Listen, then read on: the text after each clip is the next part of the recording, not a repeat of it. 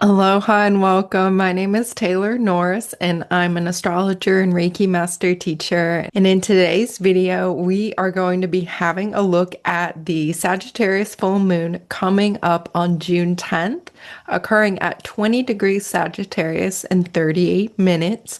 So that is the degree point you want to find in your natal chart. See, do you have a planet there? Do you have a point? What astrological house is it occurring in? Where is 20 degrees and 38 minutes of Gemini zodiac sign in your chart?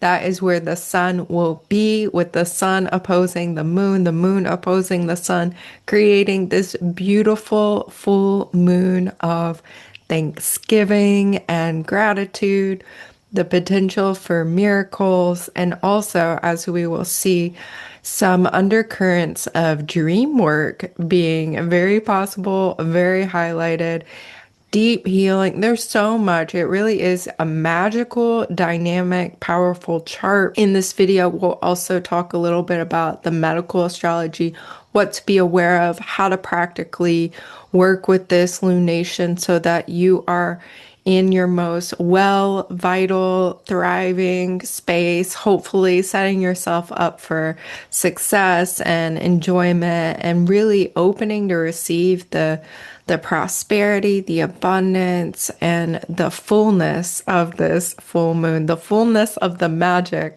of this Sagittarius full moon. It really feels like a big, beautiful breath of fresh air, hope, optimism, and some challenging evolutionary dynamics. Challenging in the sense that we're being given this opportunity to evolve and say yes to our growth, to our expansion, to our next steps. And I'm going to go ahead and share the screen with the information showing you the chart so you can see what I'm talking about here. Now, keep in mind that Jupiter is entering the sign of Cancer on June 9th, and Jupiter is the planetary guide and ruler of Sagittarius zodiac sign.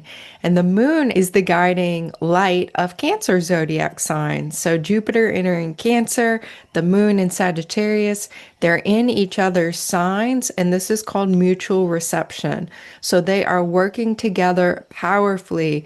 And the fact that Jupiter is changing signs into its sign of exaltation just before this full moon, it's like we are really being invited to open and expand and receive even greater blessings, abundance, prosperity, awarenesses. This can also be clarity and a knowingness. Sagittarius and Gemini being the signs of truth and knowledge and wisdom, also very strongly movement. As you can see in this chart, there is actually a grand square, and it is a mutable grand square because everything that's involved in this grand square or this grand cross is in the mutable zodiac signs. The moon in Sagittarius, mutable fire, the north node of the moon in Pisces, mutable water,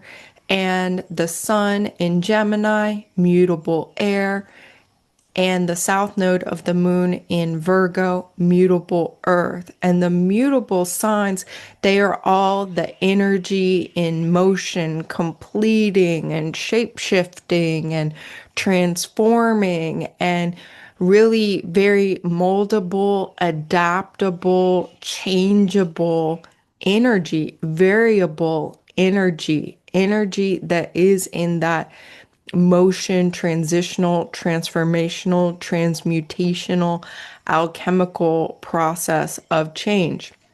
So, with the nodes of the moon being part of this grand square, they are very much connected to our future destiny, the energy that is coming in, the new territory, the north node of the moon in Pisces, our spiritual growth, our creative growth, our dream time, our spiritual service, our spiritual healing, our connection to the divine animal kingdom, to the divine by all its names. And the south node of the moon in Virgo, having to do with our past, having to do with energy that is leaving, that's going out. And Virgo, the sign that is so technically skilled and practically skilled. This is a sign of immense gifts and talents and humility as well, being so gifted, so talented, and yet so humble at the same time because Virgos think that everybody knows what they know or can do what they do. But really, this is a sign of such skill, such mastery, such hard work, very deep connection to the earth, to the herbs and the plants, to physical healing, to understanding too. It's a Mercury ruled zodiac sign. So the light of our intellect, our analysis, our logic. Virgo can organize all of the grand magnificence of Pisces and the disorder, the seeming disorderliness of Pisces. Virgo comes in and discerns and says yes or no, and this is how we're going to structure it. This is how we're going to order it and organize it. Then we're coming to the full moon. It's like with the full moon, we can become more aware and more clear on what are those next steps of growth, next steps of healing. How are we transforming, transmuting, transitioning into our next greatest version? Like what is being asked for here? And it feels like this powerful shift can take place. These can be physical changes and shifts, emotional, mental changes and shifts, deeply spiritual and soul-based changes and shifts, and also just greater awareness and clarity and messages too. With the sun in Gemini, it's like we're listening, we're receiving those insights, those downloads, that clarity, the inspiration, the ideas. Because when we look at Gemini, we can look to Mercury. Mercury's in Cancer. So this is our intuition, our imagination, our going inward, our dream time. The dream time is also coming into focus with the moon aligned, conjunct the star Alhague in Ophiuchus constellation.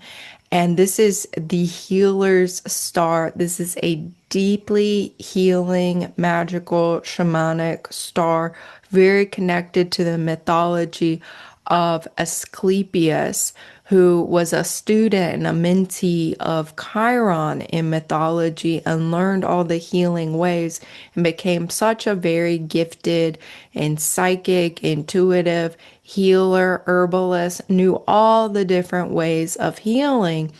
And after his death, or he was said to be killed by the gods because he could actually resurrect the dead. He was so skilled at revitalization and giving life and bringing back in that life force. Very connected with the snake too, Ophiuchus in the sky. Alhague is the star in the head of Ophiuchus.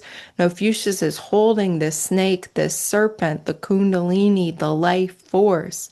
So connecting in deeply with that life force. After his death, there were all of these dream temples and healing temples to Asclepius, where pilgrims from all over the world would come to these temples, have a sleep and have a rest, have a dream, and Asclepius would come in the dream time and bring in that healing and that magic and that power. So I'm releasing this video a few days prior to the full moon.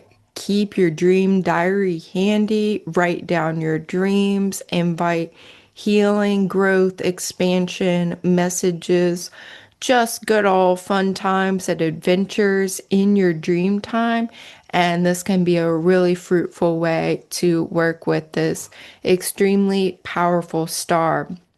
The sun is also aligned to Bellatrix in Orion. This is a star of success and prominence and achievement through shadow work, through inner work, through actually doing the work, taking the time to go within and work on oneself and then exuding that success, that mastery, that understanding of shadow and dark night of the soul, moving beyond that really into the light. And what's interesting, Bellatrix is one of the shoulder stars in Orion. The other shoulder star, Betelgeuse, is where Jupiter is making an alignment to. So Jupiter and the sun both really lighting up those stars of Orion, these stars of success and prominence, and like knowing your worth.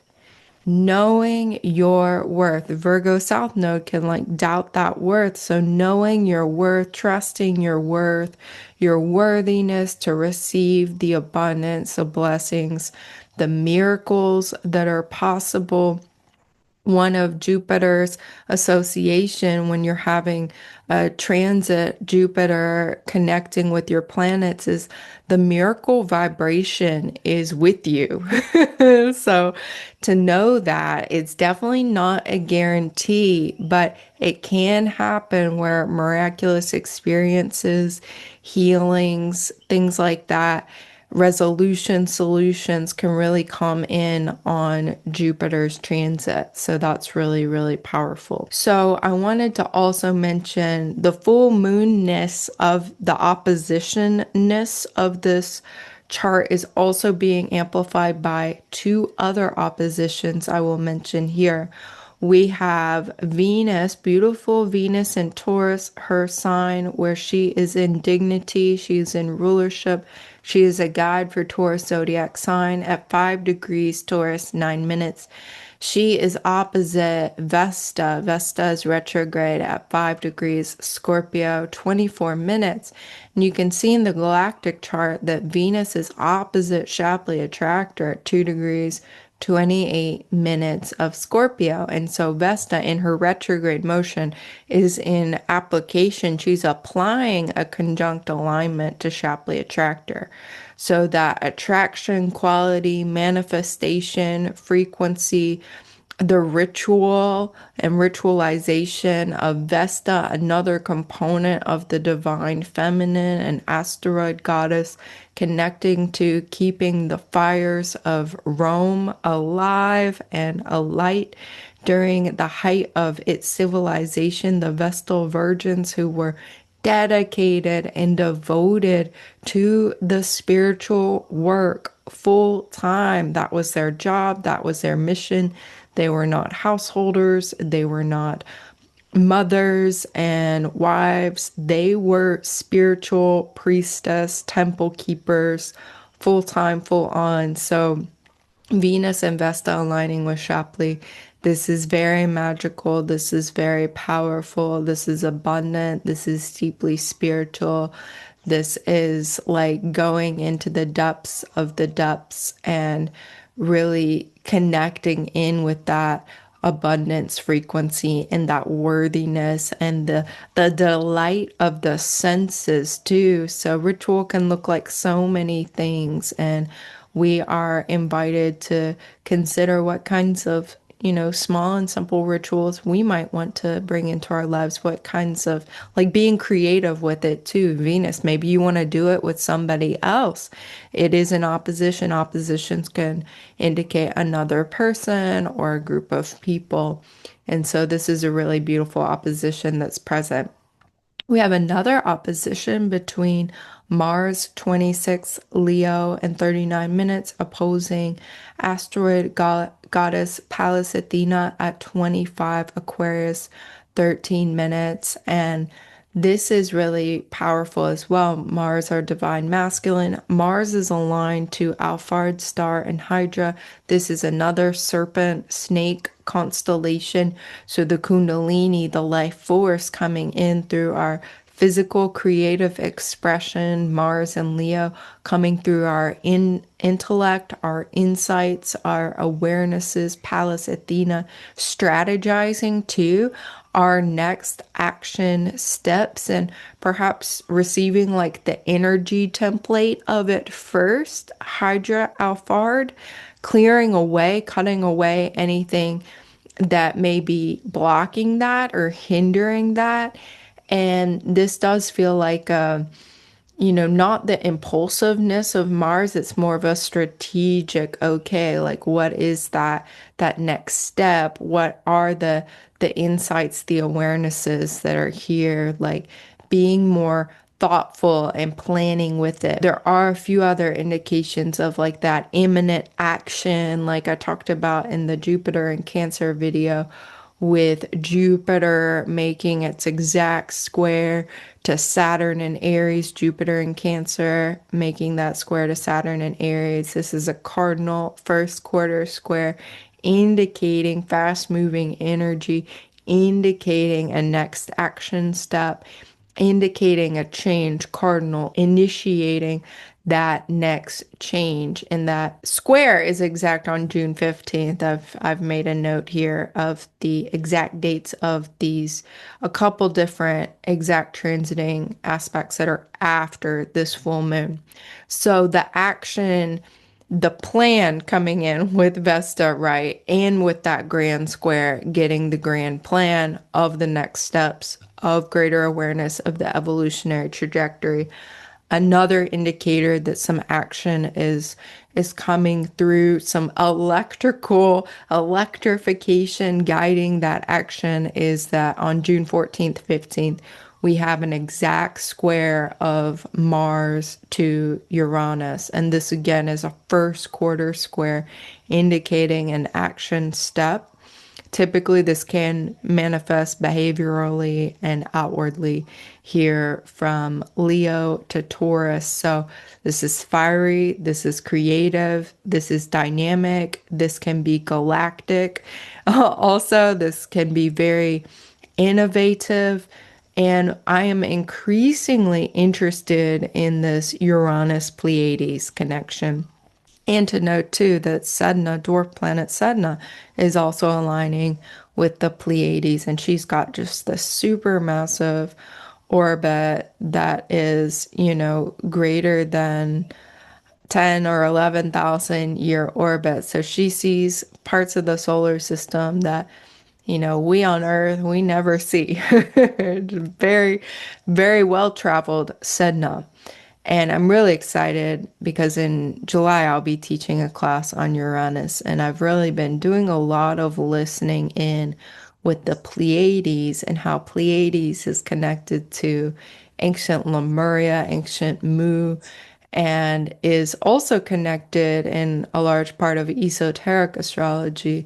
In their understanding esoteric astrology, some of the most important stars are actually coming through Ursa Minor, Polaris, where Jupiter is aligned, the Pleiades, and also Sirius, that this is kind of like a triangle of stars. It's triangle when we plot it on the wheel, and that the cosmic rays and the life force of the central sun actually come through these stars. So there's really like we are all really invited to listen in.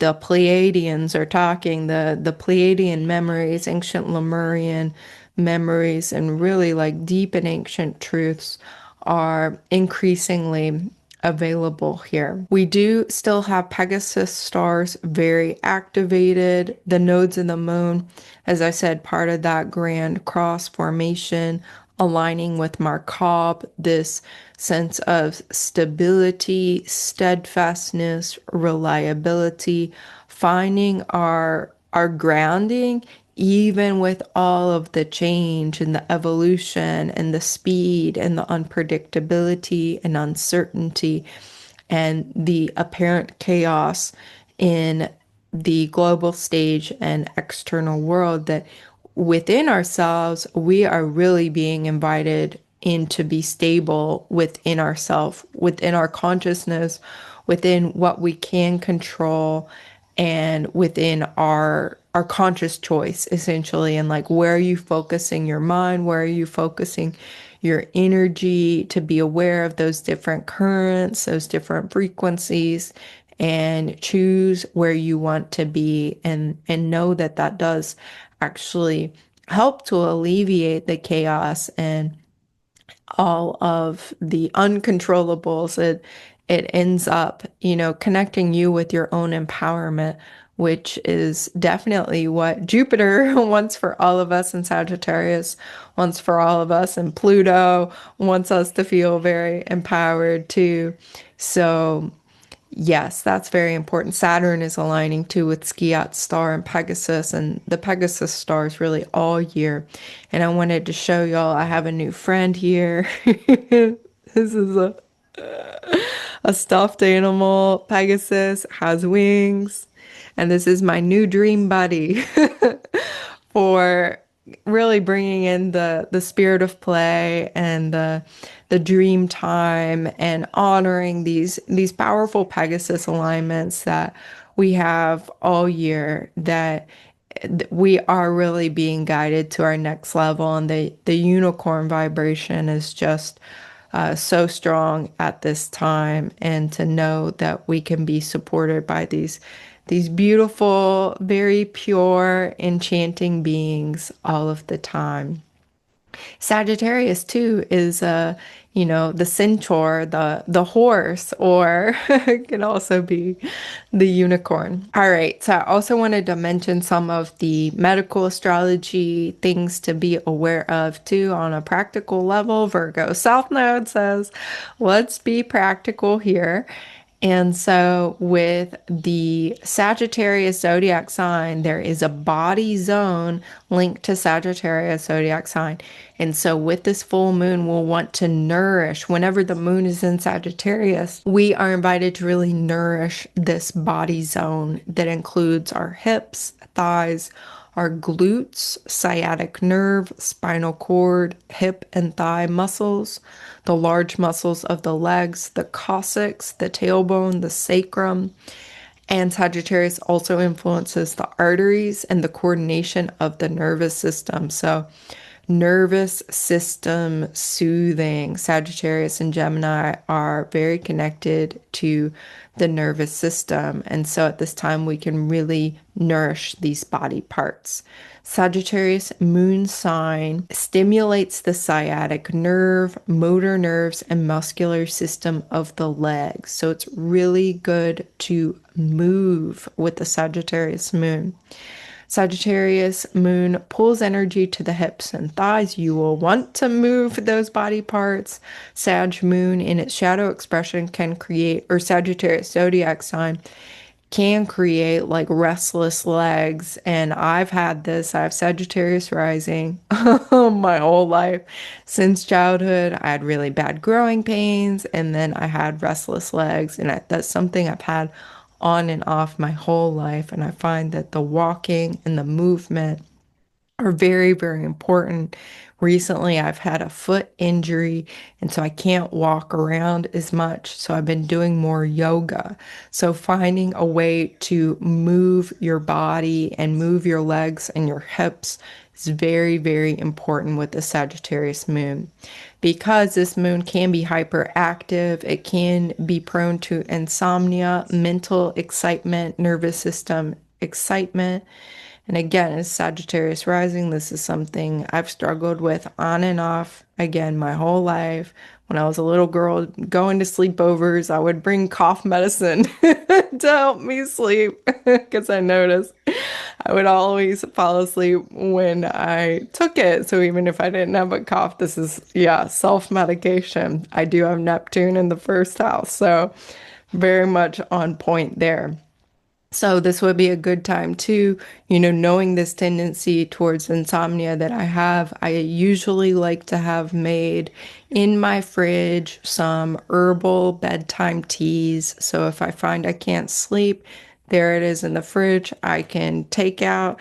I have them stored in little jars. I'll have it like very concentrated. I can do like a half cup little shot of an herbal bedtime tea ready to go. It's not something I need to take every night, but when I notice that we have like a zingy moon, or we have zingy alignments, electrical alignments like Mars square Uranus, this is a really good time to have those soothing bedtime herbs nearby. So move the large muscles. Another thing to know about Sagittarius zodiac sign is that It's definitely a yogi sign. It's very common for Sag rising and strong Sag people to really enjoy yoga. So on YouTube, there are so many amazing free yoga videos, yoga practices.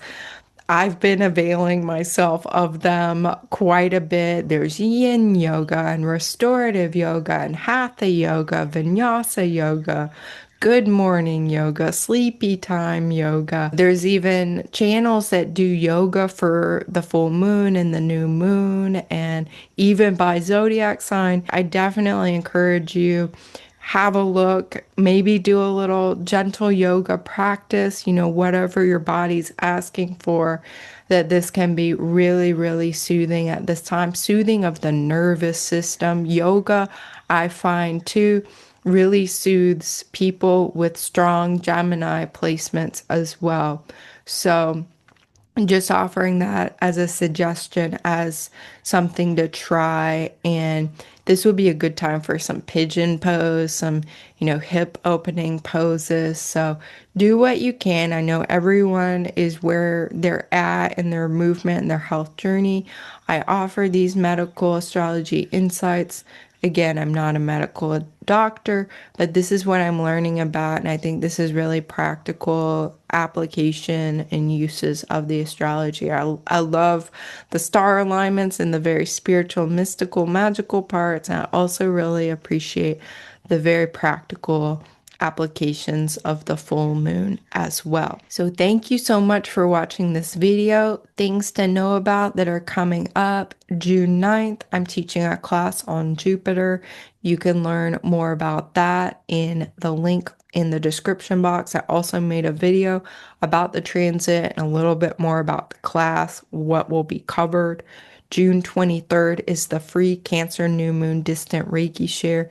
You can sign up for that as well. And also sign up for one-on-one readings or Reiki Journey sessions, taylornorrisreiki.com.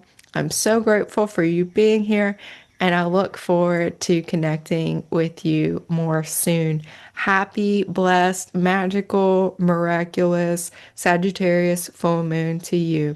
Aho, amen, namaste, and so it is. Mahalo.